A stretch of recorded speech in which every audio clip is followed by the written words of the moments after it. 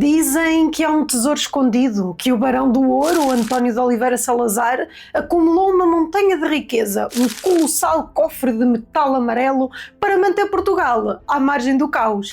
A lenda é que, após o 25 de Abril, esse ouro desapareceu. Foi roubado pela democracia, destruído por políticos incompetentes e vendido ao desbarato.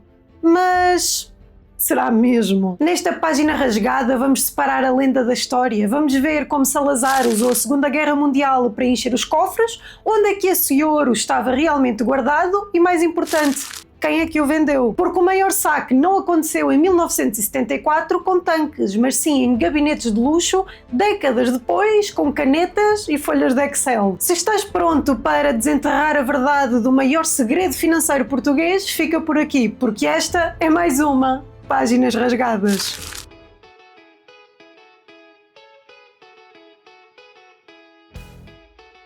Antes de continuarmos, não te esqueças, deixa o teu like e o teu comentário, porque isso ajuda-nos a chegar a mais pessoas. E já que estás por aqui, dá uma olhada no Clube de Membros. Lá tens acesso a vídeos antecipados e até conteúdo exclusivo, que não sai para o resto do público. Quando se fala em Salazar, a primeira imagem que os esquerdistas tentam impingir é a de um ditador fascista fechado sobre si mesmo. E o ouro? Bem, o ouro de Salazar é pintado como a prova máxima e o máximo da sua ganância. E apesar de ditador que ele era, a narrativa do tesouro escondido, da montanha de riqueza pessoal que ele guardava debaixo de 7 chaves, é a maior questão por trás disto tudo. A verdade é muito menos hollywoodesca e muito mais estratégica. Quando Salazar tomou o poder em 1928, o país estava na bancarrota. Era a república da dívida, do caos financeiro, da instabilidade política crónica. Salazar, que era professor de finanças em Coimbra, tinha uma obsessão: ter as contas certas e ter estabilidade.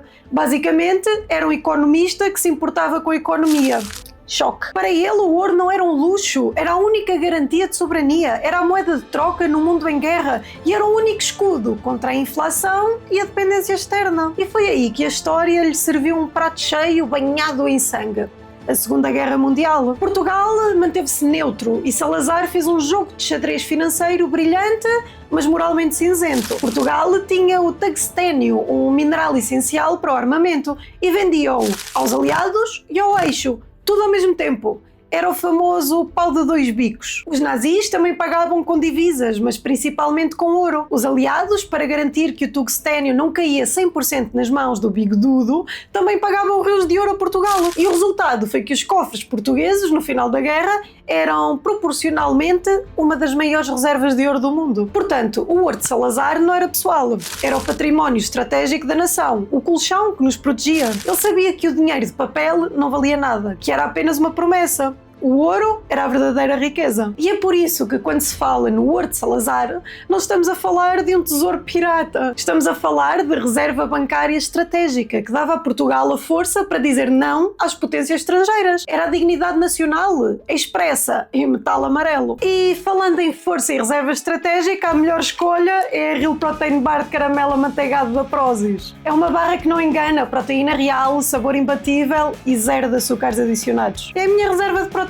E para vocês que fazem parte deste exército que quer a verdade, temos como sempre o nosso cupão. Usem o código de Sousa Viegas no site da Prozis e têm 10% de desconto. E ainda te habilitas a participar neste mês de novembro do giveaway do meu canal de 150€ em voucher na Prozis. Durante este mês de novembro adiciona também o cupão BENovember para teres descontos de até 50% em tudo. Muita gente acredita que o ouro que Salazar acumulou estava debaixo do seu colchão ou num cofre secreto no Forte de Peniche. Não, a maior parte do ouro estava onde devia estar, contabilizado e guardado no Banco de Portugal. Mas é aqui que a história fica mais saborosa, nem todo o ouro estava em Lisboa. A partir de 1941, com a Segunda Guerra Mundial a rebentar à porta de casa, Salazar tomou uma decisão: descentralizar a reserva. Como país neutro, havia um risco real de invasão. Se a Alemanha ou os aliados decidissem tomar Portugal, o ouro era o primeiro alvo. A solução estratégica, e comum a muitas nações, foi enviar uma parte significativa para o exterior para ser guardado num porto seguro, o Federal Reserve Bank de Nova York. O o famoso Fed. Isto não é teoria da conspiração, é um facto histórico. Portugal trocou o risco pela segurança, colocando o seu tesouro sob a custódia do gigante americano. E é aqui que nasce a lenda do ouro que desapareceu. O ouro não desapareceu, ele continuou a pertencer a Portugal e estava contabilizado. O problema é que, ao ser guardado lá fora, o controle físico passou para as mãos do Fed e, como qualquer pessoa de bom senso sabe, quem guarda é quem manda. Se Portugal precisasse de o reaver, passava a estar dependente das boas graças da política americana. Era a ironia de Salazar. Para garantir a soberania financeira, ele teve de ceder uma parte da sua soberania logística. Portanto, em 1974, com a queda da ditadura, o Banco de Portugal herdou uma reserva colossal, mas distribuída. A parte que estava em Portugal estava lá. A parte que estava em Nova Iorque também estava lá, mas já sujeita a uma nova realidade. A jovem democracia estava à beira da bancarrota e precisava de liquidez. O problema não foi o ouro ter desaparecido antes. O problema foi o que fizeram com ele depois, quando finalmente tinham o controle total. A herança financeira de Salazar, o tal escudo de soberania, estava prestes a ser sacrificada em nome da nova política. Muito bem, chegamos ao ponto central. Se o ouro estava todo contabilizado, para que é que a democracia precisou de começar a vendê-lo? A narrativa mainstream é que o 25 de Abril herdou um país arruinado e que as vendas foram uma fatalidade.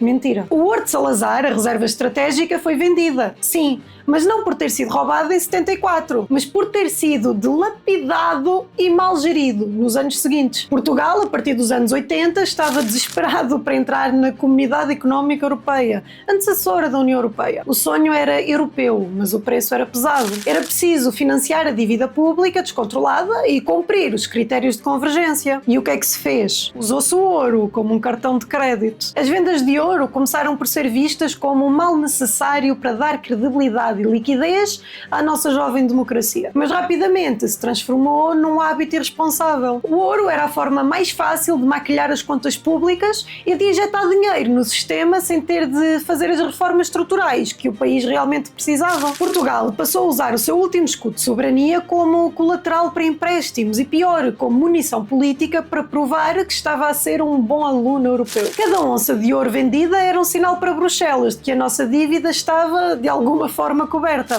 E cada venda afastava Portugal da independência financeira que Salazar tanto valorizava. O barão do ouro acumulou para ser forte. A democracia vendeu para ser popular e para sobreviver à sua própria incompetência. O ditador pensava a longo prazo, o político pensava a curto, já a pensar na próxima eleição. E é precisamente aqui que a história do ouro fica mais obscura e menos falada. Porque a maior e mais irresponsável venda não aconteceu em 74 ou 80. Aconteceu já no século XXI, numa manobra que cheira a desespero e que nos deixou à mercê da Troika. E no próximo capítulo, que será exclusivo para membros, vamos rasgar a página do caso mais escandaloso, a venda relâmpago de Vítor Constâncio e a maldição de Maastricht. Vamos ver como a elite do Partido Socialista vendeu uma parte brutal das nossas reservas, num timing duvidoso, para limpar as contas, de forma desesperada. Por isso, se queres ter acesso a este conteúdo extra e apoiar o canal a desvendar estes podres, clica aí em baixo no botão Seja Membro e junta-te a esta comunidade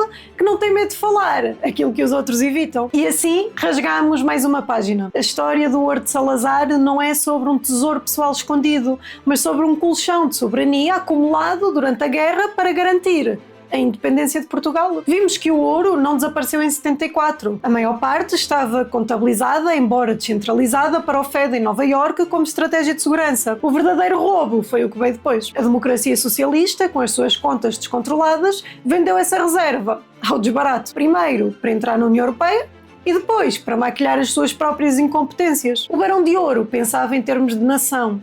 Os políticos da nossa democracia pensam em termos de eleição. E o custo dessa diferença? Fomos nós a pagá-la. Se este vídeo te ajudou a perceber a diferença entre estratégia de ditador e incompetência de democrata, já sabes o que tens a fazer. Deixa o teu gosto, subscreve o canal e carrega nesse sino enquanto não custa o ouro para o fazer. Quero ver os comentários a deitar fumo. Qual foi a maior traição ao ouro de Salazar? A acumulação de guerra ou a venda da democracia? E partilha isto com aquele teu amigo que ainda acha que o ouro foi roubado numa noite de abril. Porque aqui a conversa é sem filtros e com a verdade em cima da mesa. Esta é mais uma página rasgada da história da humanidade, onde provamos que o maior tesouro de Portugal não era o ouro, mas sim a capacidade de dizer não a quem nos queria controlar.